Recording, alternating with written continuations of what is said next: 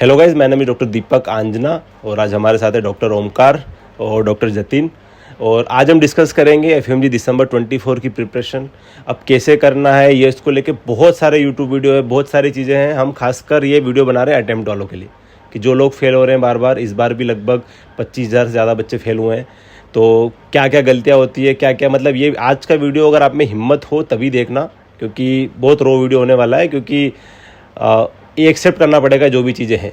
So thank you so much doctor Omkar and doctor Jatin join करने के लिए। डॉक्टर जतिन का इंट्रो मतलब क्या बोलते हैं उसको, डेब्यू हो रहा है आज यूट्यूब पॉडकास्ट में।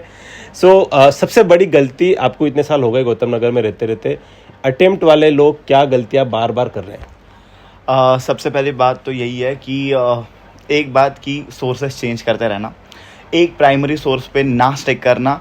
रीज़न बीइंग पता नहीं क्यों आज तक ना किसी इंस्टीट्यूट को ना किसी फैकल्टी को ये लोग ट्रस्ट कर पाए। तो मुझे नहीं समझ में आता क्यों नहीं ट्रस्ट डेवलप होता। वो ट्रस्ट डेफिसिट है क्यों फैकल्टीज़ के बीच में और कोचिंग के बीच में। ये इसलिए भी हो रहा है ऑब्वियसली कि बहुत सारे ऑनलाइन प्लेटफॉर्म्स आ रहे हैं, मैं किसी को क्रिटिसाइज़ नहीं करता, बट सबसे पहली बात ये समझना ज़रूरी है कि मेरे लिए वो काम करेगा या नहीं करेगा। अगर तुम्हारे लिए वो नहीं कर रहा तो अपना डिसीजन बहुत जल्दी ले लो। रीज़न इज तो अटेम्प्ट पर अटेम्प्ट दे रहे हो, ठीक। एक बार तुमने ऑनलाइन प्लेटफॉर्म से ट्राई कर लिया ना, अगर तुम्हारा स्कोर 110 120 ऐसा आ रहा है, मतलब that platform is not for you. मैंने खुद ने ऑनलाइन प्लेटफॉर्म से तैयारी करी हुई है, but it was for me because मेरे में इतनी हिम्मत थी कि मैं माइक्रोबायोलॉजी 3 दिन में बैठ के हैंड रिटन नोट से खत्म करा मेन वीडियोस, और उसको रिविजन भी किया। अगर तुम्हें वो हिम्मत नहीं है बेटा, मैंने देखा है लोगों को आधे घंटे की वीडियोस देखते हो यार दिन भर में, और तुम बोलोगे कि मैं 70 घंटे का माइक्रोबायोलॉजी खत्म कर लूँगा। How is it possible? तो सबसे पहली बात कि अपने लिए बहुत जल्दी डिसीजन लो और एक करेक्ट डिसीजन लो कि मुझे करना क्या है, मुझे ऑनलाइन करना है, मुझे ऑफलाइन करना है। अगर मैं ऑनलाइन में सो जाता हूँ, मैं डिस्ट्रैक्ट हो जाता हूँ, तो मेरे ऑनलाइन मेरे लिए बना ही नहीं है। मुझे ऑफलाइन जाके बैठना पड़ेगा, मुझे झक मार के बैठना पड़ेगा, सामने फैकल्टी है, कहाँ उठ के जाओगे, वो लताड़ देगा। जो एक बैगेज होता है ना पुराने वालों में कि नहीं वो नहीं छोड़ूंगा, जो हो गया वो हो गया, वो वाली चीज़ें। अब जतिन भी यहाँ पे फरवरी से गौतम नगर में, और काफ़ी हमारी ऑफ कैमरा डिस्कशन होते हैं कि क्या क्या गलतियाँ लोग करते हैं। लाइब्रेरी में क्या देखा इस बार की, मतलब क्या क्या जो दिखता है अपने को कि अपन अपने टाइम पढ़ते तब कितना खतरनाक पढ़ते थे और बच्चे क्या करते थे? देखो भैया, थैंक यू फॉर हियर। देखो सबसे बड़ी प्रॉब्लम ये आ रही कि बच्चे अपने आप को ही गलत कर रहे हैं। मतलब मैं देख रहा हूँ कि लाइब्रेरी में जो लास्ट के टाइम पे, इस बार एफएमजी के टाइम पे बच्चे लाइब्रेरी से जा रहे हैं, उनको लग रहा है मतलब वो अपना मतलब जो सेल्फ मोटिवेशन है वो ख़त्म कर रहे हैं। लास्ट के टाइम इतना मोस्ट इंपॉर्टेंट टाइम है जब 10 to 15 डेज आपको रिवीजन करना होता है, बच्चे बाहर घूम रहे हैं, ये कर रहे हैं। जो सबसे बेस्ट टाइम, उस टाइम को आप बिगाड़ रहे हो, क्योंकि लास्ट के टाइम पे कुछ सब्जेक्ट जैसे पीएसएम वगैरह, वो ऐसा है कि आपने 2-4 दिन पहले पढ़ा और एग्जाम में आया उसके क्वेश्चन सही कर दिए। अगर आपने उसमें गैप कर दिया तो वो ऑब्वियस सी बात है वो पूरा उड़ जाएगा। और सबसे मेन प्रॉब्लम जो बच्चे ये फेल हो रहे हैं, मुझे ऐसा लगता है कि वो एक प्रोटोकॉल फॉलो नहीं कर रहे हैं। जो प्रोटोकॉल हमारे जो सीनियर्स ने किया था, मैंने किया था, आपने किया था, और जो आने वाले जो टॉपर्स हैं वो भी यही कर रहे हैं कि आपको प्रीवियस ईयर के क्वेश्चंस तो होने ही चाहिए। मतलब प्रीवियस ईयर क्वेश्चन ऐसे होने चाहिए कि फिंगर टिप्स पे होने चाहिए। अगर आपको कोई नींद से भी उठा के पूछ रहा है ना कि इसका क्या था, लोग कर तो रहे हैं प्रीवियस ईयर क्वेश्चन, बट उनको रिवाइज नहीं कर रहे। प्रीवियस ईयर के क्वेश्चन भैया ऐसा है कि सिर्फ एक बार करा ऐसा नहीं होता है। जब आपका सब्जेक्ट हो रहा है, आपने एक बार किया, फिर 2 महीने बाद वापिस आपको करना है। कम से कम आपको ये तो याद होना चाहिए। इसका मैं एक बेस्ट तरीका पिछले 2 सालों से बता रहा हूँ मैं, जो मैंने खुद ने फॉलो करा कि मैं सिंपल सा एक चीज बोलता हूँ उनको कि भैया आप पीवाईक्यू कर रहे हो, आप 70-80 दिन का टारगेट लो। 3 साल के एफएमजी के आपके क्वेश्चन हो रहे हैं तो 6 पेपर 1800 क्वेश्चन, 3 साल के नीट पीजी ले लो, 600 क्वेश्चन वो हो गए, तो 2400 क्वेश्चन आपके हो गए। अब आप देख लो, आपको 60-70 दिन में खत्म करना है। पर डे 30-35 क्वेश्चन हो रहे हैं बस, वो अच्छे से पर डे 30-35 क्वेश्चन करो, प्लस साथ में अलग एक पीवाईक्यू कॉपी बना लो। उन 30-35 में से 5 रेंडमली लिख लो टॉपिक, और कंसाइज में 5-5 7-7 लाइन में, और उसको सुबह उठ के कल रिवाइज कर लो 5-5 7-7 को। उस कॉपी को हर हफ्ते रिवाइज करो। अब जैसे जैसे आप उस कॉपी को बिल्डअप करोगे, 60 दिन में वो कॉपी आपकी बन जाएगी। 60 दिन में for example per day 5-6 topic भी आप 6 टॉपिक भी पर डे लिख रहे हो, तो 60 से 70 दिन में आप 360 से 400 टॉपिक आप उस कॉपी में लिख चुके हो, और आप उसको हर हफ्ते रिवाइज कर रहे हो। तो हर हफ्ते रिवाइज करोगे तो उस पर टाइम भी कम लगेगा ना अगली बार रिवाइज करने में। और ये करो मॉर्निंग में। हमेशा हम क्या करते हैं कि नाइट पे छोड़ते हैं कि क्वेश्चन कब करूंगा पीवाईक्यू, नाइट में, बाकी क्वेश्चन को करूँ नाइट में। अब ऑलरेडी हमने दिन में जो प्लान बना रखा होता है ना, उसका बैगेज आ जाता है, वो छूट जाता है। तो हम सोचते हैं चलो आज पढ़ लेता हूँ, कल करूंगा। मॉर्निंग में अगर हम वो चीज़ कर लेंगे ना, तो वो चीज़ कभी छूटेगी नहीं अपनी। Right, that's true. So, definitely you are answering all the academic facts कि obviously कि MCQs करना कितना ज़रूरी है। एक तो आधों को देखा है मैंने MCQs करते नहीं है, जितने करते हैं उसको रिवाइज नहीं करते, as they have rightly said. Second, बहुत लोगों को देखा है कि बस थ्योरी एक्यूमुलेट करते हैं, बस एक तो जिनको बस नोट जमा करने हैं, शायद बहुत सारी PDF जमा कर लेनी है अपने पास।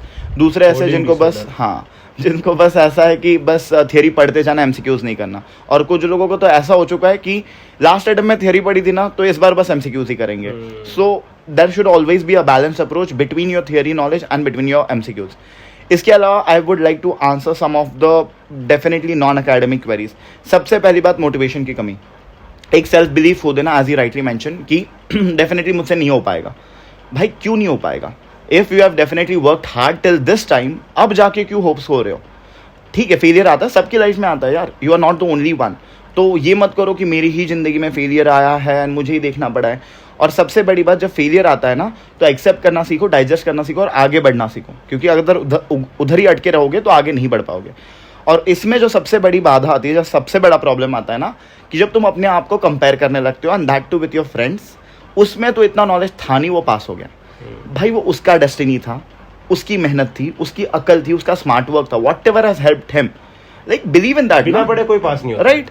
कुछ ना कुछ तो उसको बेहतर आता होगा तुमसे शायद, या उसने कुछ चीज एग्जाम डे पे उसने अपने एंग्जाइटी ओवर पावर नहीं होने दी, कम से कम वो चीज उसकी अच्छी थी, तो उससे वो अच्छी चीज सीख लो। भले उसमें नॉलेज की कमी है, डजंट मैटर। ये एग्जाम कभी भी बहुत ज्यादा नॉलेज से नहीं होता है। ये एग्जाम डेफिनेटली होता है कि तुम्हारे पास जितना नॉलेज है उसको कितना इफेक्टिवली तुम अप्लाई कर पाओगे।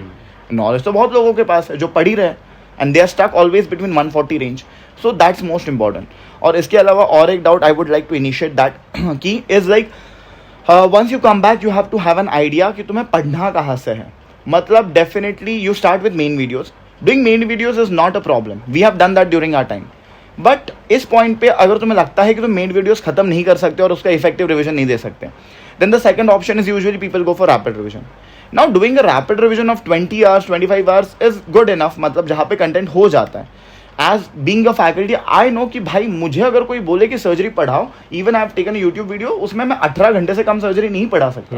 मुझे पता है कंटेंट होगा ही नहीं, फिर I am going to bluff you. मैं अगर बोल रहा हूँ सब आ जाएगा रैपिड रिविजन से, मुझे पता, मैं मतलब उसका एक और सबसे बड़ा पॉइंट तो ये है कि ये मैं क्लियरली बोल दूं, मतलब मैं तो करता हूँ सारे ऑनलाइन प्लेटफॉर्म प्रमोट, तो मुझे कुछ बोलने में इशू नहीं। मेन वीडियोस 4-5 मंथ में नॉट पॉसिबल, क्लियरली लिख के देता हूँ कि नहीं पॉसिबल है, नहीं कर सकते आप।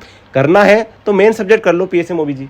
सर्जरी भी पूरा मेन से नहीं कर सकते, पॉसिबल ही नहीं है। कोई भी दोनों, मतलब डायरेक्ट नाम लेके बात करें तो प्रेप मेरे दोनों प्लेटफॉर्म में 100 से ऊपर घंटे की है। बिल्कुल आप नहीं पॉसिबल है भाई, आप उसको करने बैठोगे आपको 20-25 दिन लग जाएंगे, क्या उसका क्या मतलब है? फिर पीएसएम ओबीजी मेन से कर लो, ठीक है, वो तो जरूरी। बाकी तो आप रैपिड पे जाओगे फिर। और रैपिड से क्या होता है कि रैपिड उनको हेल्प, जिन्होंने अगर कई क्लासेस ले रखी ना, उनको रैपिड फिर भी हेल्प करता है। कोई ऐसा बंदा है जिसने कॉलेज में करी नहीं क्लासेस, उसको फिर रैपिड हेल्प नहीं करता। वो फिर उसको ऐसा लगता है बस वो रट रहा है, फिर वो हमेशा उसका ऐसा होगा कि क्वेश्चन में, ऑप्शन में वो बस वो 2 में फंस रहा है, फिर बार बार फंसेगा। क्योंकि कॉन्सेप्ट बिल्डिंग नहीं हो पाती जब तक तुम नहीं समझोगे चीज़ों को। एक तो ऑफलाइन कर लो, नहीं हो रहा तो रैपिड करोगे, बट बेसिकली उसके लिए थोड़ा बहुत कॉन्सेप्ट डेवलप होना चाहिए। तुम डायरेक्टली अगर किसी रैपिड पे जा रहे हो, बेटा मेरे लिए भी पॉसिबल नहीं होगा कि तुम्हें अगर एनाटॉमी की चीज़ें नहीं पता कि मैं रैपिड में तुम्हें एनाटॉमी भी पढ़ाओ और फिर सर्जरी पढ़ाओ। That's going to be like toll taking for me also in very short span. फिर वो क्या होता है कि रैपिड भी बड़ा लगने लगता है बच्चों को उस टाइम पे, और जब एंड में आते हैं ना, फिर एंड में आके हो जाता है वो, हाँ बस वो 20 घंटे का रैपिड रिवीजन से भी अब उनको लगता है कि 4 घंटे का ये यूट्यूब का जो वीडियो है, और वो भी बिना, वो भी फैकल्टी का नहीं, ठीक है, वो 4 घंटे के यूट्यूब वीडियो में इनको लगता है मैंने तो सर्जरी मास्टर कर ली, अब तो मुझे कोई सर्जरी में हिला ही नहीं सकता, हर एक क्वेश्चन राइट होगा। बेटे कॉन्फिडेंस आता कहाँ से, मुझे ये बताओ। हम तक नहीं आता कि हम अगर 20 घंटे का डिलीवर करें कि हम भी ये बोले कि पूरे के पूरे क्वेश्चन उसमें से आएंगे। So how does that confidence develop in you कि वो तुम बोल सको। तो ये जो शॉर्टकट्स मारना शुरू किया है ना, इसको बंद करो please. YouTube videos can not be substitute for your main notes, ठीक है। इट कैन हेल्प यू यार, जरूरत भी नहीं है। अगर ऑलरेडी आपके पास पेड है, सब्सक्रिप्शन ले रखा है, सब कुछ वहाँ कंटेंट है, दिक्कत वेरी मल्टीपल रिवीजन नहीं कर पा रहे। उसके अलावा एक जो सबसे बड़ी गलती मैंने देखी जब से अभी एग्जाम हुआ है, लगभग 300-400 मैसेज मेरे पास आए होंगे, और मैंने मेजोरिटी सबको कॉपी पेस्ट एक ही मैसेज किया है कि काम करो, मुझे आप अपना लास्ट के 2 GT के स्कोर सब्जेक्ट वाइज एनालिसिस करके भेजो कि किस सब्जेक्ट में कितने क्वेश्चन थे, कितने सही हुए, कितने गलत हुए। मुझे भैया 300 में से 3 या 4 रिप्लाई होंगे वापस रिटर्न में। जब आप लोग GT नहीं दे रहे हो, आप उसका एनालिसिस ही नहीं कर रहे हो, आपको क्या कैसे इंप्रूव करोगे? जो मेजोरिटी जो बंदे रुक रहे हैं ना, 145, 144, 147, 148, भाई आपको पता ही नहीं है कि आपके कौन से टॉपिक वीक है। आप GT दे भी रहे हो मजबूरी में, तो इसलिए दे रहे हो कि बस चलो खत्म करना है, मुझे बस वो नंबर मिल जाए कि मेरे हाथ चलो 160 नंबर आ रहे हैं 300 में से। अब आपके 300 में से 160 नंबर वहाँ आ भी गए ना, आपको सब्जेक्ट वाइज तो पता ही नहीं है। और एक GT दे के आप एनालिसिस, लोग बोलते हैं कि एग्जाम से पहले 15 दिन पहले एक GT दे लिया, भाई एक जीटी से आप एनालिसिस नहीं कर सकते, क्योंकि एक जीटी में हो सकता है कि सब्जेक्ट आपके ज्यादा तुक्के सही हो गए, तो आपको लगे वो स्ट्रॉन्ग है आपका सब्जेक्ट। मतलब ऐसे सब्जेक्ट अपन खुद बहुत बार जीटी देते हैं, तो ऐसा सब्जेक्ट जो अपना वीक है वो स्ट्रॉन्ग हो जाता है उसमें जाके। तो आपको रेगुलरली स्टार्टिंग से हर 10 दिन में जीटी दो।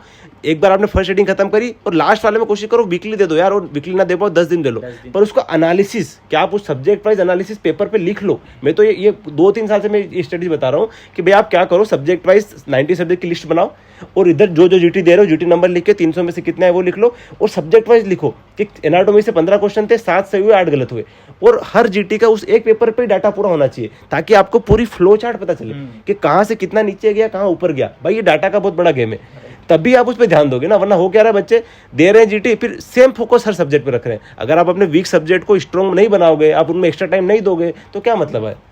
एनालिसिस करना ज़रूरी है, और एनालिसिस बाकायदा तौर तरीके से होना चाहिए, एज ही राइटली सेड कि कौन सा सब्जेक्ट वीक है, और कम्युलेटिव जीटीज का स्कोर देख के, राइट, कम्युलेटिव जीटीज का स्कोर देख के। कि मैं हमेशा बोलता हूँ एक बात कि तुम्हें लग रहा है कि तुम्हारा ईएनटी बहुत स्ट्रांग है, तो अब डेफिनेटली इस जीटी में वीक आया। उसके 2 रीजंस हो सकते हैं। एक रीजन ये है कि डेफिनेटली जब तुमने वो क्वेश्चंस देखे ईएनटी के, वो शायद तुम्हें ऐसा लगा कि बिल्कुल ही आउट ऑफ द बॉक्स थे, पूरे क्वेश्चन ईएनटी के आउट ऑफ द बॉक्स ही आए उस एग्जाम में। अब उस जीटी के हिसाब से अगर तुम ये डिसाइड करने वाले कि मेरा ईएनटी वीक है, तो इट्स नॉट राइट, क्योंकि तुम्हारे नोट्स में ही वो क्वेश्चंस नहीं थे, वो टॉपिक्स नहीं थे, तो वो ईएनटी के क्वेश्चंस डिफिकल्ट थे बाकायदा। दूसरा ये हो सकता है कि सब के सब क्वेश्चंस तुम्हारे नोट्स में से थे, तो भी तुमने गलत मार्क किया। Now here definitely you can say मुझे लग तो रहा था वो स्ट्रांग है, बट वो एक्चुअली वीक सब्जेक्ट है मेरा। That is one way. दूसरा वे जो जीटी को एनालाइज करने का, मैं हमेशा बोलता हूँ, टेस्ट हो या जीटी हो, कोई भी एनालाइज करते हो, एक तरीका तो है कि डेफिनेटली मेरा सब्जेक्ट वीक है, टॉपिक वीक है, मुझे उसके ऊपर ज्यादा फोकस करना है। दूसरा तरीका ये है कि उसको ये भी समझो कि अगर मैंने इस सब्जेक्ट में गलती करी है, इस क्वेश्चन में गलती करी है, तो क्यों करी है। उसके बहुत सारे रीजंस हो सकते हैं। Once either you are not able to understand the basic concept or the basic fact behind that particular question, एक तो ये रीजन हुआ जिसमें तुम्हें समझ ही नहीं आया कि क्वेश्चन पूछा क्या गया। दूसरा मेमोरी बेस्ड वोलेटाइल टाइप का क्वेश्चन था, जिसमें तुम्हें शायद याद नहीं आया, तो उसमें मतलब तुम्हें नंबर ऑफ रिविजन्स की ज्यादा जरूरत है। तीसरा, तुम्हें कॉन्सेप्ट पूरा पता है, अगर तुम्हें कोई समझाने के लिए बोलेगा तुम समझा दोगे, बट जब अप्लाई करने की बारी आती है तुम उधर गड़बड़ा जाते हो, तो उसमें मतलब तुमने टॉपिक तो पढ़ा है बट उस सब्जेक्ट के एमसीक्यूज इनफ नहीं करे, तो तुम्हें एप्लीकेशन में गड़बड़ आ रही है। चौथा, डेफिनेटली तुम टाइम मैनेजमेंट नहीं ढंग से कर पाए, उस वजह से क्या हुआ, लास्ट के कुछ क्वेश्चंस में तुमने बस हड़बड़ाहट कर दी। Now you are on definitely so hasty कि you did not read the question properly and you miss out on keywords, you made a wrong diagnosis, और you did not read the last line properly, जहां except, incorrect जैसी चीजों में फंसते हो, and therefore you made a mistake. और last and fifth one is definitely you are not able to rule out options, और rule out तब नहीं कर पाते हो, एक जब एमसीक्यू प्रैक्टिस नहीं हो, दूसरा जब कॉन्सेप्ट में ही गड़बड़ हो। सो वो चीज़ एनालाइज करो, इनमें से दिक्कत क्या है, और इनमें से जो दिक्कत होगी बेटा, अगले जीटी में अगर इस पे काम करोगे, I can assure you will improve with the score. उसमें वही है ना कि जो मैंने जो पीवाईक्यू सोल्व करने का बोला था कि आप 400 टॉपिक आपके लिख लोगे, उनका पता है टोटल रिवीजन 15 से 20 रिवीजन हो रहा है, क्योंकि आप हर वीकली कर रहे हो उस कॉपी का रिवीजन। मैंने उस पर क्लियरली बोला हुआ कि आप इससे आपको कम से कम एग्जाम में 60 से 70 क्वेश्चन का फायदा होगा। कैसे, या तो डायरेक्टली उसी टॉपिक से क्वेश्चन आया, अगर उस टॉपिक से क्वेश्चन नहीं भी आया तो ऑप्शन में होगा, आप रूल आउट कर लोगे, क्योंकि आप 20 रिवीजन बहुत होते हैं, आप अपने नोट्स के रिवीजन तो इतने कर ही नहीं पाओगे ना, पॉसिबल ही नहीं वो चीज़ का। और जीटी दिक्कत सबसे बड़ी लोगों को, मुझे अभी भी बात कर रहा हूँ, लोगों को ये दिक्कत आ रही है कि यार जीटी देंगे उसमें नंबर कम आ जाएंगे। अरे भाई नंबर कम आ जाएंगे, वो तो आपके पास है ना नंबर, आप किस बात की शर्म है आपको। बहुत बच्चे पूछते हैं कि जीटी कब देना शुरू करें, तो मैंने एक यूट्यूब पे देखा था कि बड़े जो हमारे पीजी के टीचर है, उन्होंने बोला था कि जीटी तो आपको कल देना था, आप तो ऑलरेडी लेट हो। मतलब प्रिपरेशन आपकी जब स्टार्ट हो रही है ना, तो आप फर्स्ट जीटी दीजिए। आज भी मेरी वीडियो इंस्टाग्राम पे भैया, उसमें मेरा फर्स्ट जीटी का स्कोर 110 मार्क्स है। 110 मार्क्स से मेरी 180 मार्क्स की जो जर्नी है वो धीरे धीरे बढ़ी है। ऐसा नहीं है कि आज पढ़ के कल जीटी में स्कोर बढ़ गया। ये एक मैराथन है, आप सबको पता है, आप सब देखते हो कि किस हिसाब से स्कोर बढ़ता है, धीरे धीरे स्कोर बढ़ेगा। पहले 110 होगा, फिर 112 होगा, हो सकता है वापस 100 हो जाए, तो 2 नंबर बढ़ेंगे तो खुशी। और आपको एक फिक्स, आपको मतलब एटलीस्ट आपके 6 मंथ्स की प्रिपरेशन में एटलीस्ट 10 जीटीज तो आपको देने ही है। आप फिक्स कर लो कि मैं 1 मंथ है जीटी दूंगा, कोई दिक्कत नहीं है। आप वो जो स्कोर आ रहा है वो आपको किसी को दिखाना थोड़ी है, वो आपका स्कोर है, आपको किसी को दिखाना थोड़ी कि मेरा इसका इतना स्कोर है। आपका कम हो गया तो अच्छी बात है, अच्छा आ गया तो और अच्छी बात है। मैं तो क्लियरली बोलता हूँ कि भाई आपके जीटी में कम नंबर आ रहे हैं, आपको शर्म आ रही है, अरे वो किसी को बताना भी नहीं है। एग्जाम में कम आएंगे, फेल हो रहे, वो तो नहीं बताओगे तो भी सबको पता चल रहा है कि आप फेल हुए हो, तो शर्म तो वहां आनी चाहिए ना भाई। इसका एक ही है कि आप खुद के साथ धोखा मत करो ना। मतलब आपके नंबर कम आ रहे, मतलब आपके कहीं ना कहीं कमी है, आपने कुछ न कुछ चीज फॉलो नहीं की। आप दोस्त पूछ रहे हो, उसको ज्यादा नंबर बताओ, उसको बोलो 200 आ रहे हैं, कोई बात नहीं, हाँ वो तो है उससे भाई। अपने को उससे क्या फर्क पड़ता है कि उसको कितने बताने, अपने को तो पता होना लेकिन चाहिए। यही बात है, क्योंकि एग्जाम में तो अल्टीमेटली क्वेश्चन पेपर ही आएगा ना, एग्जाम भी तो एक जीटी है ना, आप पहले से Same है प्रैक्टिस यार, करके क्या जा रहे फर्क हो। होता है मतलब दोनों मैंने देखा है कि बहुत सारे बच्चे अच्छा सा प्रिपरेशन करते हैं, सब उनको पता है, लेकिन एग्जाम में जाके वो फिर पैनिक हो जाते हैं। तो ये सिर्फ एक प्रैक्टिस है जो आपको परफेक्ट बनाती है। डॉक्टर दीपक मारवा का मैंने इंटरव्यू देखा तो वो यही बोलते हैं कि बस ये एक प्रैक्टिस है, मतलब एक मैराथन है, आप तभी जीत पाओगे जब आप इसकी प्रैक्टिस करोगे। Practice क्रिकेट होगी। का गेम पता होता है, होगा इस ना हिसाब से कि चलता है। वीकनेस क्या है, मतलब अभी सीरियसली इतने अटेम्प्ट वाले लोगों से बात करी है, सबका सेम रीजन, और हर अटेम्प्ट में सेम गलतियां करेंगे, वापिस सेम, कोई जीटी नहीं देना, कोई एनालिसिस नहीं करना, वो तो और ऐसे तो second नहीं मुझे लगता चलेगा। है कि क्वेश्चन प्रैक्टिस, आप दिन के 50 क्वेश्चन करते हो तो 6 मंथ्स में 1800 डेज होते हैं। अगर मतलब कि 180 दिन के 50 क्वेश्चन भी करते हो ना, तो आप खुद कैलकुलेशन कर लो कि आप कितने क्वेश्चंस बन रहे हैं। कम से कम 9-10,000 क्वेश्चन हाँ, हो जा रहे मतलब आराम से हो हैं, जाते उतना हैं। सफिशिएंट है। 50 से 100, उससे ज्यादा कोई जरूरत है भी नहीं, 50 से 100 क्वेश्चन पर डे। सो सबसे पहली बात अभी जो पॉइंट आउट करेगी कि डेफिनेटली ये लग रहा है कि ऑब्वियसली बहुत लंबी जर्नी है, तो एग्जॉशन होगा, डिप्रेशन होगा, घर वाले सपोर्ट करना छोड़ देते हैं, दोस्त शायद सपोर्ट करना छोड़ देते हैं, बट उस टाइम पे लगे रहना कि तुम्हें पता है कि भाई मुझे ये जो चीज़ करनी है, ठीक है।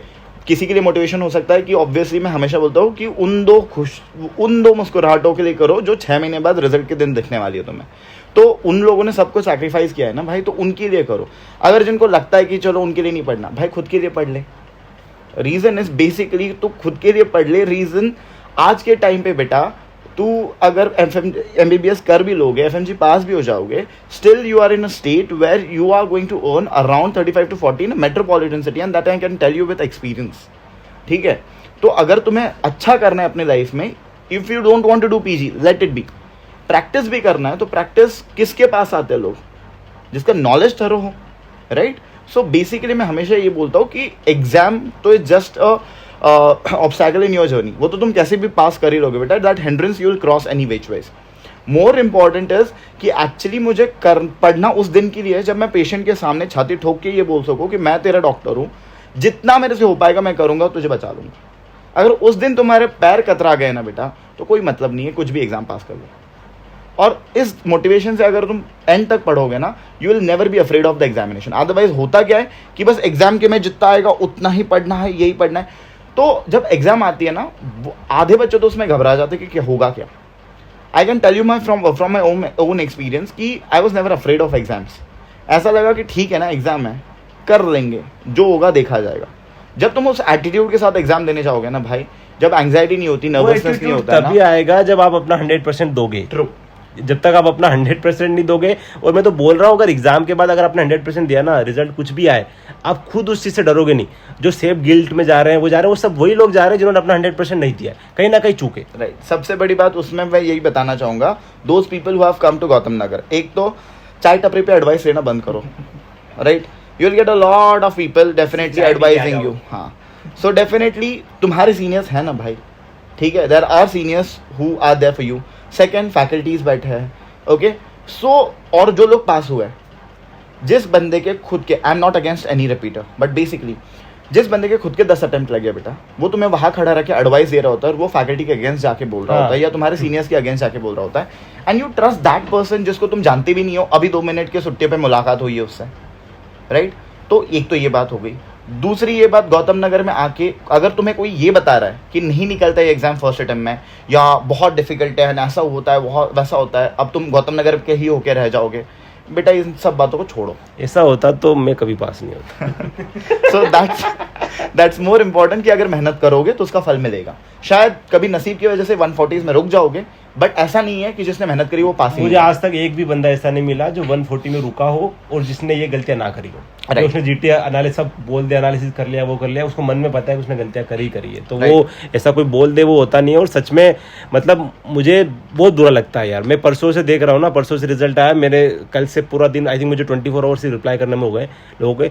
इतने लंबे लंबे मैसेजेस भाई, 10-10 पैराग्राफ के मैसेजेस मैंने दिखाए हैं उनको कल। इतनी हालतें खराब है, मतलब इतना बुरा लगता है लोगों के लिए देख के ना कि कितना स्ट्रगल कर रहे हैं, और स्ट्रगल अपनी गलतियों की वजह से कर रहे हैं। अब उनको करेक्ट करना पड़ेगा आपको, खासकर जो फर्स्ट अटेम्प्ट में आ रहे हैं ना लोग। भाई फर्स्ट अटेम्प्ट में कोचिंग से बढ़िया कुछ भी नहीं है, क्लियरली बोलता हूँ ये चीज़ में। कोचिंग से बढ़िया और कोई फर्क नहीं पड़ता कौन सी कोचिंग है, वहाँ पे 19 टीचर होने चाहिए, 19 सब्जेक्ट के वो टीचर आपको पढ़ाएंगे, तभी आपका बेसिक क्लियर। क्योंकि देखो डिफरेंस ये है कि भाई हम लोग बाहर से पढ़ के आए हैं, हमने कॉलेज में उतनी अच्छी पढ़ाई नहीं करी है, तो हमको उन 19 टीचर से पढ़ना पड़ेगा, मजबूरी है हमारी वो।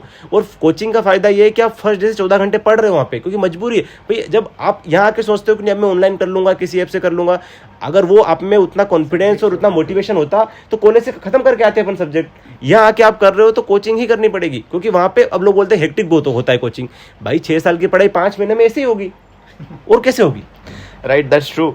तो वो सबसे पहली बात वही है, as I was telling you, कि भाई डिसाइड कर लो अपने लिए जो भी करना है, और उसको डिले मत करते जाओ कि अगले महीने कर लेंगे तब तक स्टार्ट करते। बेटा तब तक उसके 10 सब्जेक्ट हो चुके होंगे, ठीक है? तो फिर वो और तुम्हें टेंशन देगा कि यार उधर तो इतना सब्जेक्ट हो रहे हैं मेरे दोस्त के, मेरे नहीं हो पा रहे हैं। सो दैट्स इंपॉर्टेंट, जल्दी से डिसाइड करो। और दूसरी बात इंपॉर्टेंट यहाँ आके, जब ये लोग तुम्हें बता देते हैं ना, तुम डिमोटिवेट हो जाते हो यार निकलने से रही, या फिर तुम ट्राई करते हो इनिशियली नहीं हो पाता, या फेलियर देखते हो।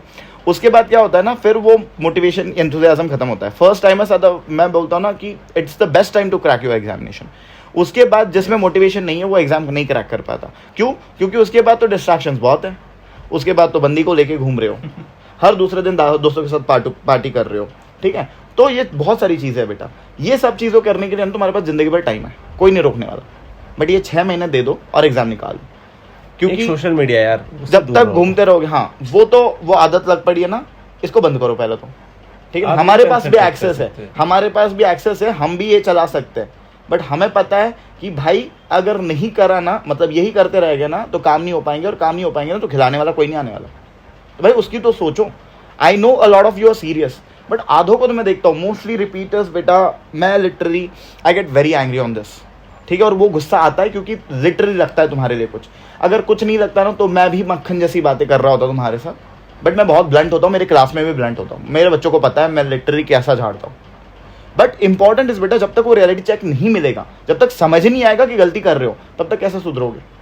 सो दैट्स इंपॉर्टेंट भाई, कि मैं लिटरली बोलता हूँ कि इस टाइम को सीरियसली लो। अब तक 5 साल नहीं लिए ना, 6 साल नहीं लिया है ना, doesn't matter.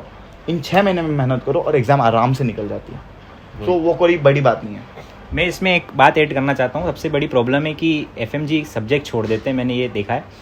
Her subject important है, आपको नहीं पता है कि कौन सा सब्जेक्ट कितने नंबर देके जाएगा। एनेस्थीसिया, साइकेट्री, डर्मा, ऑर्थो और रेडियो सब्जेक्ट, ये सब्जेक्ट आपको आपके बॉर्डर लाइन से पास करवा सकते हैं। प्लीज़ इन सब्जेक्ट को मत छोड़िए। अगर एवरेज 6 मार्क्स भी आप सब्जेक्ट के गिनते हो तो 6 5 30 मार्क्स होते हैं, बहुत होते हैं, एक मेडिसिन जितने होते हैं। मेडिसिन में अगर आप पढ़ भी लोगे ना अच्छे से मेडिसिन, तो 30 में से 25 क्वेश्चन करेक्ट नहीं कर सकते हो, बिल्कुल नहीं कर सकते हो। ये जो मेडिसिन पढ़ाते हैं वो खुद बोलते हैं। लेकिन अगर आपने 5-6 सब्जेक्ट अच्छे से पढ़े ना, तो एटलीस्ट 20-25 स्कोर इसमें हो सकता है ना। और क्लियरली मैं हर बार ये चीज बोलता हूँ, जब भी अटेम्प्ट वालों से बात करोगे ना, पता क्या बोलेंगे वो, कि मैं फेल हुआ एनआर्ट से, फिजियो से, पैथो से, फार्मा से, मेडिसिन से। भाई तुम फेल उससे नहीं हुए हो, नहीं, पर वो उससे फेल नहीं हुए, उनका फेल वो हुए हैं आप जो इजी सब्जेक्ट है, PSM, OBG, surgery, ENT, forensic, pedia, psychiatry, derma, ये 8 सब्जेक्ट 150 नंबर के। और ये इतने इजी हैं कि इन 150 में से आप 120 टारगेट कर सकते हो। आपके इनमें नंबर आ रहे हैं 150 में से आपके नंबर आ रहे हैं 70-80 नंबर, और आप खुश हो रहे हो कि 50% आ गए मेरे। भाई इनमें आप रखो 70-80% टारगेट। यार मेडिसिन कितना भी पढ़ लो, एनआर्ट कितना पढ़ लो, फिजियो कितना पढ़ लो, बायोकेम कितना पढ़ लो, माइक्रो कितना पढ़ लो, नहीं होंगे उतने क्वेश्चन सोल्व।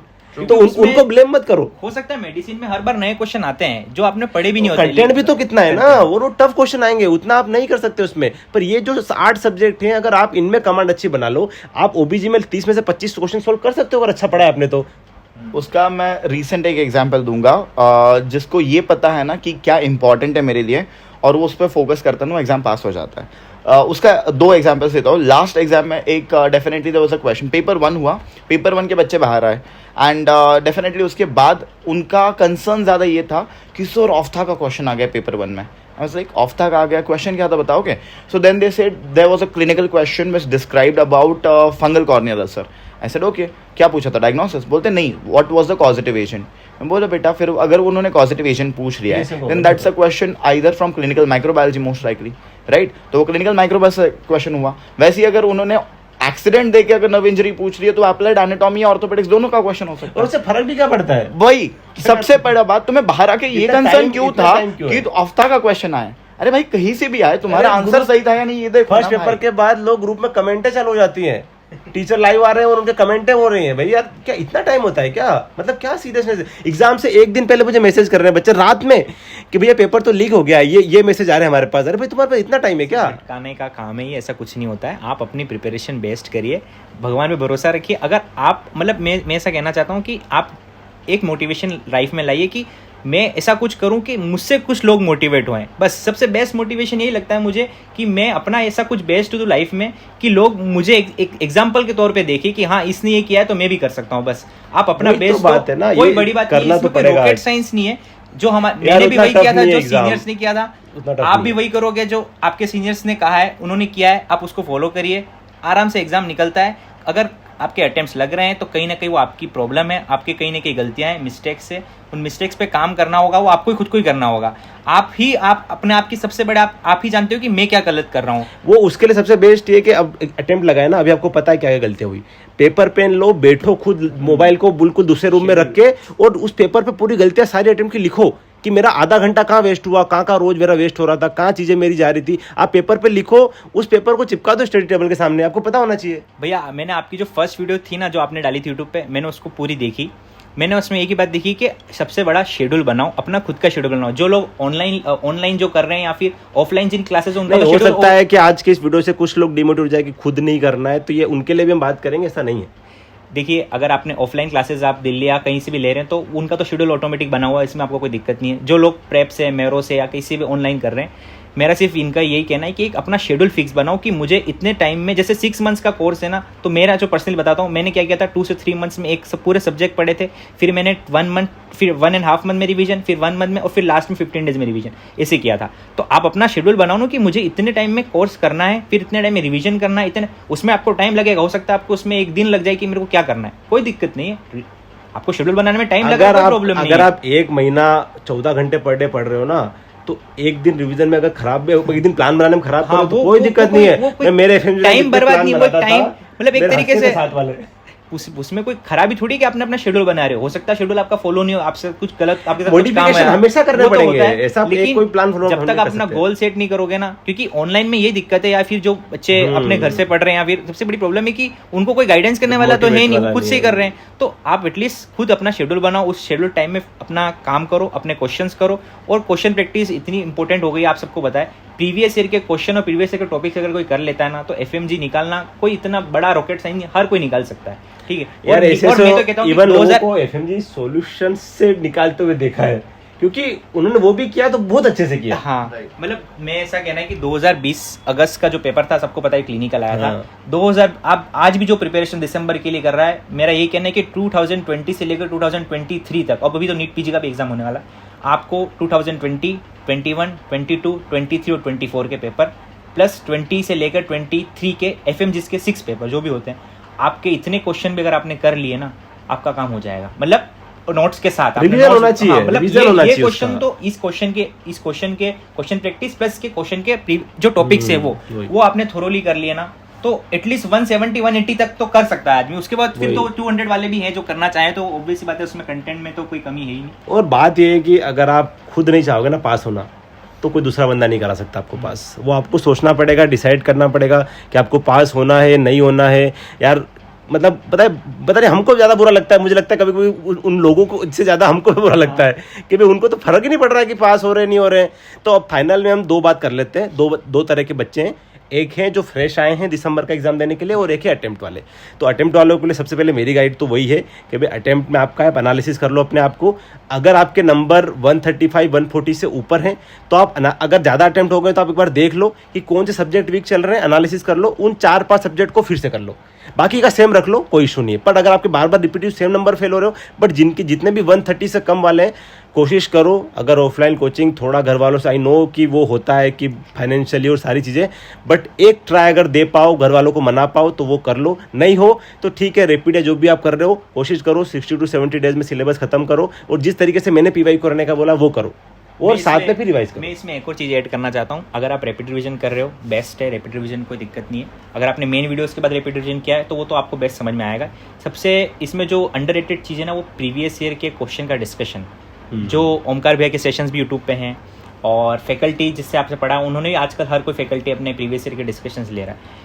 जो प्रीवियस ईयर के जो क्वेश्चन का जो डिस्कशन है ना वो इतना बेस्ट है, उसमें आप 4 ऑप्शन एलिमिनेट करके जो टीचर बताता है ना, आप पहले खुद अपने क्वेश्चन प्रैक्टिस कर लो, प्रीवियस ईयर के क्वेश्चन आप खुद से कर लो और फिर आप उसका डिस्कशन देख लो, 2x में देख लो, 1.8x में देख लो, जो आपको अच्छा लगे उसमें देख लो, उसमें आप फटाफट सब्जेक्ट का आपका रिवीजन हो जाता है। और जो 4 ऑप्शन एलिमिनेट करके जो टीचर बताता है ना, वो आपको एग्जाम में भी आ जाता है कि नहीं इसका आंसर ये नहीं था क्योंकि इस वजह से नहीं था। तो प्रीवियस ईयर के क्वेश्चन का डिस्कशन करो, बहुत बेस्ट चीज़ है, जो कि बहुत सारे बच्चे कम करते हैं, लेकिन मुझे लगता है कि ये बेस्ट सोर्स ऑफ होगा प्रिपरेशन सही है। बात। और जो अटेम्प्ट वाले हैं, आपने जो पिछले इस एग्जाम में जितने जीटी दिए थे 3-4 जो भी, उनको एक बार भी एनालिसिस कर लो कि आपके कौन कौन से टॉपिक बार बार गलत हो रहे थे। भले भले आप डिटेल में मत जाओ, एटलीस्ट सब्जेक्ट और टॉपिक के नाम लिख लो, 3-4 जीटी के नंबर भी देख लो, ताकि आपको आइडिया लग जाए। आपको खुद ही, आपको किसी को पूछना नहीं पड़े आपको क्या करना है, आपको 3-4 जीटी का एनालिसिस देख लो। और अगर आपने जीटी नहीं दिए तो फिर तो आपको पता ही है कि अब क्या करना है। अब जीटी से स्टार्ट करना है, सबसे पहले जीटी दो। तो नाउ सबसे पहले as we are talking about repeaters, तो सबसे पहले मैं बात करना चाहूँगा, as Deepak rightly has pointed out, people below 130 and that too consistently, जिनके मार्क्स नहीं बढ़ रहे, please go and join offline coaching. I do teach in some of them but I do not endorse any of them. तुम कहीं भी जाओ भाई, तुम्हारा फायदा होना चाहिए। It's not, it doesn't matter. Coaching वालों को क्या होता है भाई, बस वहाँ पे 19 टीचर होने चाहिए, दैट्स इंपॉर्टेंट। हाँ, so I'll come to that itself कि most important is कि definitely बेटा go and join a coaching. Second important thing is those who are in the 130s and 140s range, उनके लिए you have to make your own schedule. उसमें तो बहुत बात दिक्कत होती है कि नहीं हो पा रहा, तो क्या करते हो तुम, बार बार सोर्स चेंज करते हो। वो नहीं करनी है, सबसे बड़ी गलती। तुम्हें पता है कि पहले एनालाइज करो, 3 हिस्सों में अपने सब्जेक्ट्स डिवाइड करो, weak, average and stronger. Do not change your sources for the stronger और the average subjects also. Change your sources if required only for the weaker subject. वो ज्यादा से ज्यादा 5 हो सकते हैं बेटा, उससे ज्यादा करोगे तो तुम्हारी जो फोटोग्राफिक मेमोरी बनी हुई है पहले कंटेंट के लिए, वो सब खत्म हो जाएगी। फर्स्ट रीडिंग में ज्यादा टाइम लग जाएगा, राइट। आपको 60 डेज में खत्म करना है फर्स्ट रीडिंग। ट्रू। और उसके बाद डेफिनेटली रिवीजन के लिए इनफ टाइम रखना है, तब जाके हो पाएगा। दूसरा, शेड्यूल बनाओ अपना, those who are doing on their own, definitely that's most important as they are rightly pointed out. 2 महीने का जो टाइम होता है उसमें फर्स्ट रीडिंग होती है, और उसके बाद 2 महीने का टाइम होता है, उसमें 2 रिविजन्स होते हैं मिनिमम, आई एम सेइंग। उसके बाद जो टाइम होता है तुम definitely you can use it for the further revisions. अब इस टाइम में डेफिनेटली बहुत लोग ऐसे होते हैं जिनका अपना शेड्यूल मेंटेन नहीं हो सकता, या जिन्होंने पढ़ तो रखा है बट तो भी नहीं जा पा रहे आगे। उनके लिए in the 130-140 range I would recommend a test and discussion, जिसमें तुम्हारा शेड्यूल। मुझे लगता है जो भी लोग खुद से तैयारी कर रहे हैं ना, अगर आप कोचिंग अफोर्ड नहीं कर सकते, टेस्ट डिस्कशन तो लेना ही चाहिए। उतना तो करना ही है, तो सबको उसमें तो, क्योंकि उससे फायदा ये है कि आप सेल कर रहे हो, शेड्यूल बन जाता है, आपको पता है कि टेस्ट आ रहा है, आप उसके बहाने पढ़ लोगे। और क्या होता है कि आप रिपीटर हो तो आपकी बहुत सारी चीजें उस नोट्स गायब हो गई, सिर्फ नोट्स आप पढ़ रहे हो, डिस्कशन से वो चीजें वापस रिकवर होने लग जाती है। True, that's most important, because एक तो शेड्यूल मेंटेन होता है till the end, first thing. Second thing, तुम सब्जेक्ट स्किप करने की नहीं सोचते हो। Even minor subjects like radiology and psychiatry, उसका भी डिस्कशन होता है। तीसरी बात इंपॉर्टेंट यहाँ पे है, तुम क्वेश्चन अप्रोच करना सीख जाते हो। It's not only about gaining knowledge as I told you, it's more about applying. उसमें भी कि कीवर्ड्स उठाना, प्रोविजनल डायग्नोसिस बनाना, लास्ट लाइन को ढंग से पढ़ना और समझना, फिर ऑप्शंस रूल आउट करना, ये चीज़ें बेटा डिस्कशन से समझ में आती है। Even if you are a first timer, discussion जहाँ भी कोचिंग में हो या खुद कर रहे हो, तो डिस्कशंस देखो, that's more important as you rightly pointed out, कि वो बहुत ज़्यादा तुम्हें ट्रैक पे रखने में काम करेंगे, तुम्हें रियलिटी चेक्स देंगे, तुम्हें बताएंगे तुम कहाँ गलतियाँ कर रहे हो, not only in the topics और सब्जेक्ट्स, बट क्यों हो रही है वो गलतियां, और कोशिश सिली मिस्टेक्स है, फैक्चुअल मिस्टेक्स तो है, पेपर पे लेके बैठो और थोड़ा थोड़ा लिखो, क्योंकि एक्टिव रहोगे। वरना क्या होता है, आजकल लोग सिर्फ वीडियो देख रहे हैं, उसका कोई मतलब नहीं है। That's most important. कि अभी मेरी बात हो रही थी, I was taking an interview and I was talking about the test and discussions I take. उसमें डेफिनेटली एक बात ये हुई कि one of the students highlighted कि sir when you are teaching you are writing.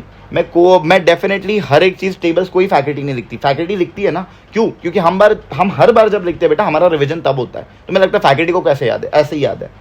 तो वो आदत करो, थोड़ी मेहनत कर ले भाई, वो हाथ चला ले अपना जब पढ़ रहा होता है, that is going to help you much. भले खराब हो, कोई बात नहीं, स्क्रिबल करो, मैं लिटरली बोलता हूं स्क्रिबल करो पेंसिल से, एक के ऊपर एक ओवर राइटिंग करो, डजंट मैटर, बट वो हाथ चलता रहेगा ना, तो all your senses are working towards that particular thing, so you are not getting distracted too much. अगर बस देख रहे हो ना, हाँ वो बोल रहा है, उसको बोलने दो, अपना अलग ही चल रहा है दिमाग में। एक मूवी देखते हैं तो वो सिर्फ हम देख रहे होते हैं, उसके नोट्स नहीं मारा, फिर भी याद हो जाती है, क्योंकि वो इंटरेस्टिंग है। इसमें आपका कोई टेस्ट डिस्कशन में क्या इंटरेस्ट आएगा आपका, कोई इतना सुंदर टीचर भी नहीं बैठा है वहाँ पे, तो आपको कुछ याद हो जाएगा उसका। हाँ भाई, रिपीटर्स के लिए एक ही कहना है कि जो आप कहीं ना कहीं आपकी कहीं ना कहीं फॉल्ट रही है, आप उसे पहचानो। बिना फॉल्ट पहचाने, मतलब फिर बच्चे क्या करते हैं कि भैया मेरे पिछले बार में 130 आए 140 आए, मैंने वापस प्रिपरेशन की, फिर 2 महीने का जोश रहता है, वापस फिर वही गलती करते हैं जो पहले करी, फिर वापस उस पर अटक जाते हैं। तो ये एक मैराथन है, मैं शुरू से यही बोल रहा हूँ कि लगातार आपको बैठना है, मतलब आपका मन नहीं मान रहा तो भी बैठना है। अरे आप जिस दिन आपको नहीं पढ़ने का मन कर रहा है तो एटलीस्ट 200 क्वेश्चन कर दो, मैं कहता हूँ 100 क्वेश्चन करके सो जाओ उस दिन। बैठना पड़ेगा क्योंकि ये कोई नीट यूजी का एग्जाम नहीं है भाई, ये तुम्हारे घर वाले वेट कर रहे हैं, बहुत सारे मेजोरिटी के फाइनेंशियल क्राइसिस चल रहे हैं यार, थोड़ा उस चीज को देखो। अगर आपको बोरिंग लगता है तो जिस दिन जीटी तो उसका डिस्कशन करके मूवी देख लो, मैं तो कहता हूँ, लेकिन कम से कम कुछ तो करो उस दिन। हर एक दिन इंपॉर्टेंट है, आपको नहीं पता आपके कब बीच में, मैं तो कहता हूँ कि 6 महीने का टाइम है, आपका बीच में तबियत खराब हो गई तो वो आप अपने हाथ में नहीं है ना। जिस दिन आप सही हो उस दिन तो वो आपके हाथ में है। यार ऐसे लोगों को भी स्ट्रगल करते देखा है मैंने कि भाई अब आज में से दिखाया था मिथोट्रेक्सेट इंजेक्शन चल रहे हैं और फिर भी इंसान कर रहा है यार। आप अगर आपका शरीर सही चल रहा है, आपको कोई दिक्कत नहीं हो रही, तो फिर तो आपको अपना बेस्ट मानो कि मैं अपने समय क्यों बिगाड़ रहा हूँ। ऐसे भी बच्चे हैं जो बीच में बीमार हो गए थे, जो नहीं चाहते हुए पढ़ाई छोड़नी पड़ी, वापस आए, फिर इसका स्ट्रगल अलग है ना। तो आपको कुछ नहीं, आप प्रिपरेशन हर एक दिन इंपॉर्टेंट है, बीमारी में नहीं आता है। आपने एमबीबीएस में आपने मजे किए हैं ना, सब करते हैं, कोई इसमें गलत नहीं है, लेकिन जब आप पढ़ने का टाइम है तो पढ़ लो यार, क्योंकि रिपीट एग्जाम जैसे आप रिपीट लगते हैं ना, आपका मोटिवेशन खुद ही कम होता जाता है, पास परसेंटेज कम होता जाता है ऑटोमेटिकली। मतलब आप खुद ही सेल्फ डाउट करते हो कि यार मेरा क्यों नहीं आ रहा है, मेरा इस वजह से क्यों नहीं आ रहा। बहुत सारे बच्चों के 148 149 थे, फिर धीरे धीरे अटेम्प्ट्स में लोगों को लगता है कि हाँ और कम हो जाए, लोगों को लगता है कि अगले बार में फोड़ देगा, लेकिन वो तो 140 भी नहीं ला पाया, डाउन हो जाता है, क्योंकि वो कहीं ना कहीं वो, और जो फर्स्ट अटेम्प्ट है वो तो बेस्ट अटेम्प्ट है ही, सबको पता है। अगर आप किसी वजह से रह जाते हो ना तो please please please I request all of you, fresh start करो यार, छोड़ दो पुराना बैगेज, छोड़ दो यार, पुराना बैगेज छोड़ो, नए से स्टार्ट करो, रीस्टार्ट करो, क्वेश्चन प्रैक्टिस करो और आराम से करो, कोई दिक्कत नहीं। आज एक बार 12th फेल देख लो, उसके बाद स्टार्ट करो। अब जो नए बच्चे हैं, basically I would like to add one thing for repeaters lastly, and that is basically कि तुमने अगर कोचिंग ज्वाइन कर रखी है उसके बाद, या फिर तुमने प्रेप से किया है, कहीं से भी किया हो, और उसके बाद जो नेक्स्ट अटेम्प्ट आता है ना, तो वो भरोसा उड़ जाता है, and then you are like कि इतना पढ़ने की तो जरूरत है ही नहीं। क्यों? क्योंकि मार्केट में कोई तुम्हें एक हाथ बता देता है कि डेफिनेटली यार ईएनटी तुम 70 पन्ने के नोट्स पढ़ रहे हो, दिमाग खराब है तुम्हारा, यहाँ तो हमें 10 पन्ने में पढ़ाई जा रही है। तो बेटा वो चीज़ों, वो लिटरली नसीब का खेल होता है, उसका नसीब था, वो पास हो गया। अगर तुम्हारा नसीब होगा तो तुम भी हो जाओगे, अगर नहीं होगा तो बैठ जाओगे। वही बात है। तो सबसे बड़ी बात है कि वो शॉर्टकट्स मत अपनाओ, क्योंकि डेफिनेटली 10 पन्नों में अगर कोई बड़ा सब्जेक्ट हो रहा है बेटा, तो वो बहुत खतरनाक चीज़ है। 50 पन्नों में तुम डेफिनेटली अगर पूरी सर्जरी कर रहे हो बेटा, तो I think definitely that's going to be horrible at the end, क्योंकि तुम्हें कुछ नहीं याद रहेगा ना, कोई कॉन्सेप्ट, क्योंकि रटोगे हर एक चीज़। So that's a problem definitely. And दूसरी चीज़ की definitely as they have rightly pointed out, and I would like to reiterate that fact कि एक बंदा सब सब्जेक्ट्स पढ़ा नहीं सकता है। I also take almost 60-70 subjects, but मैं रिविजन करवाता हूँ। मैंने कभी ये छाती ठोक के नहीं बोला कि डेफिनेटली मैं पढ़ाऊँगा, और मैं फैकल्टीज़, हाँ मैं लिटरली डेफिनेटली मैं फैकल्टीज़ का तुम्हें डेफिनेटली हर एक जब सब्जेक्ट पढ़ाता हूँ, मैं फैकल्टीज़ के सोर्सेज से भी बताता हूँ कि this is what the faculties से। ओके, प्रॉब्लम ये हो रही है कि ऑब्वियसली एक बंदा सब कुछ नहीं पढ़ा सकता है। If you are following into that traps बेटा, ठीक है, क्लेम करने के लिए बहुत सारे फैकल्टीज कर सकते हैं, right? Even doctor Marwah doesn't claim it, okay, no big faculty claims it, yeah, revision ही करवाते, right? Everybody says कि it is test and discussion or revision that we can do.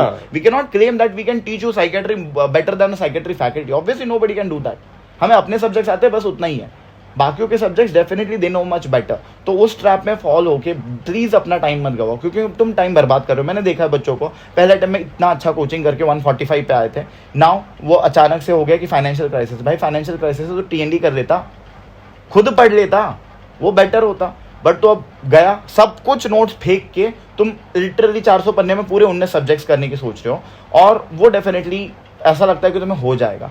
फिर हर बार क्या हुआ, जो मार्क्स 145 पे गए थे वो 125 पे अटके वो कुछ पास जो आते हैं अपन उसको देख लेते हैं बस। फिर पर एक जो इसका आर्गुमेंट देते हैं कि नहीं कोचिंग से भी तो फेल होते हैं, आई नो कोचिंग से भी फेल होते हैं, बट एटलीस्ट आपका बेसिक बन गया है, नोट्स बन गए, अगली बार हो जाओगे यार उस पे। प्रोबेबिलिटी कम होती है बेटा, क्योंकि कॉन्सेप्ट्स है तुम्हारे पास। तो एग्जाम कितना भी डिफिकल्ट आ जाए, यहाँ पे तो ये होगा ना कि एग्जाम ही डिफिकल्ट था, वहां पे तो एग्जाम भी डिफिकल्ट होगा। अगर तुम्हारी तैयारी अच्छी है तो भी पास हो जाओगे, ठीक है। We are august products, we know definitely कि भाई अगर वो एग्जाम निकल सकता है ना, तो कोई भी एग्जाम निकल सकता है।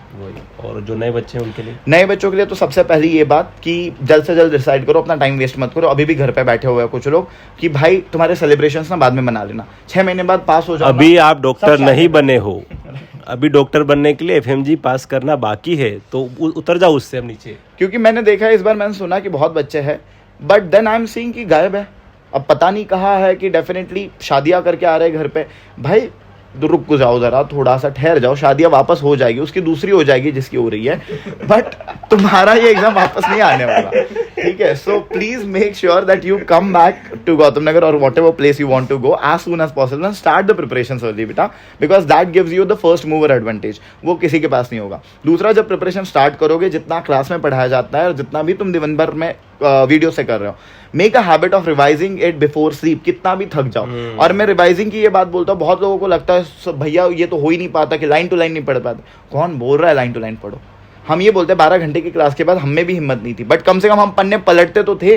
We used to glance at it कि व्हाट हैज बीन यार टॉट। उतना मुश्किल नहीं है, ये लोगों की माइंडसेट है। आपको 8-10 दिन मन मार के करना होता है, Right. आप मन मार के कर लोगे और 3 घंटे तो मिल जाते हैं। कोई कितना भी बोले ना, भले 9 से 9 क्लास हो रही है ना, तो उसके बाद 10 बजे चालू करो, 10 से 3 घंटे आराम से। और 3 घंटे में कोई भी टीचर 60-70 से पढ़ना ज्यादा नहीं पढ़ाता है, नहीं पढ़ा तो 1 घंटे का 20 पेज नहीं पढ़ सकते क्या अपन? आराम से पढ़ सकते हैं। ये कि मन मार के पढ़ना पड़ेगा। ब्रेक भी तो देती है फैकल्टी, 3 हाँ। क्लास देने के बाद आपको बीच में ब्रेक। चलो एफएमजी के मान सकते हैं कि उसमें इतने ब्रेक्स कम होते हैं कंपैरेटिवली ब्रेक्स, पर आपको ये डिसाइड करना है। उससे पहले एक और चीज ये कि हाँ, आप सोच रहे हो कोचिंग और आपको कंफ्यूजन है, एक चीज इसमें देख सकते हो, आपने अगर कॉलेज से सारे या एटलीस्ट 12 से 15 सब्जेक्ट आप कॉलेज से किसी ऐप से करके आए हो और आपने उसका रिवीजन भी किया है, सिर्फ करके नहीं आए हो। करके तो बहुत लोग वीडियो देख के आते हैं, भाई वीडियो देखने का करना नहीं बोलते हैं। अगर आप रिवीजन करके आए हो तो फिर काम करो, एक जीटी देके देख लो अभी।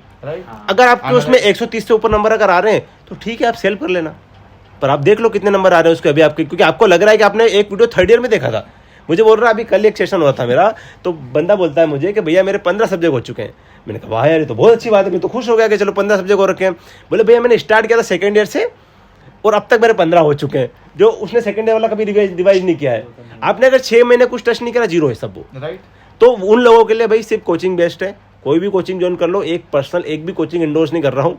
अगर इस कोचिंग में एक भी कोचिंग इंडोर्स करना होता है तो आई थिंक मुझे अच्छा खासा पैसा मिल जाता कि एक वीडियो बनाऊंगा, उसी में एक ही कोचिंग का बताऊंगा। ऑलरेडी इतना मिल हाँ, है, जरूरत नहीं। और इस वीडियो के लिए काफी मिल जाता, क्योंकि ये तो वीडियो देखेंगे ना, फिर भी एक भी ना एक प्लेटफॉर्म ना किसी का कर रहे हैं हम लोग। पूरा हम समरी करते हैं, वीडियो ज़्यादा लंबा हो जाएगा, हाँ। फिर आप लोगों को भी बोरियत होगी।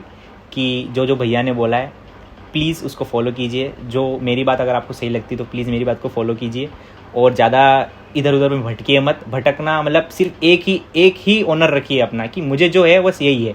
आप मतलब होता है ना कि भगवान आप ही हो, आपके अलावा कोई नहीं है। पास हुआ तो भी और फेल हुआ तो, मतलब एक ही कोचिंग, जो कोचिंग में कोई टीचर, किसी को भगवान मत बनाओ टीचर को, कोई टीचर भगवान नहीं होता भैया, सब टीचर हैं, टीचर को टीचर। और हर टीचर अपना बेस देता है, कोई टीचर खराब नहीं होता है, सबके पढ़ाने के तरीके अलग अलग होते हैं। और कोई टीचर ये नहीं चाहेगा कि मैं अपने बच्चे को कम पढ़ाऊँ। ऑब्वियस सी बात है, उसको पता है कि कितना क्या पैटर्न है, और वो आप करिए, क्वेश्चन प्रैक्टिस करिए। बस ज़्यादा बात नहीं करेंगे हम, वीडियो लंबी हो जाएगी इसलिए। ठीक है, last words. Do not compare. सबसे बड़ी बात, as he said, definitely trust your faculties भाई, trust your coaching. If you have joined it, have trust on them, have faith on them. मैंने देखा लोगों को, यार उसमें तो ये पढ़ाया था, उसका तो ये है। भाई उसके नोट्स में अगर एक पॉइंट एक्स्ट्रा है ना, तो तेरे नोट्स में भी दूसरा पॉइंट एक्स्ट्रा है। लानी हमको, लाइक मुझे वही समझ नहीं आ रहा कि there are things that some faculties take, some faculties skip, and that's based on their personal experiences of the आपस में एग्जामिनेशन। डिस्कस कर थोड़ी पढ़ा रहे हैं कि मैं इतना पढ़ाऊंगा तू भी इतना ही पढ़ाना।